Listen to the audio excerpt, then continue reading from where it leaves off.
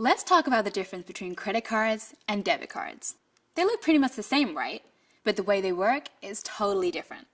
Let's break it down. Your debit card. It's like cash.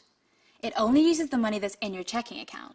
So, if you have $200 in your checking, you can use your debit card for up to $200. That's your limit. You can't go into debt with a debit card because when you max out, you're tapped out. End of story. Now, credit cards are different. Credit cards allow you to borrow money to make purchases, whether you're buying a pizza or a round-trip ticket to Paris. Credit cards give you about 30 days to repay what you've spent. Most cards allow you to pay off a small portion of what you owe each month, but they will charge you a fee on what you don't repay. That's how the credit card companies make their money.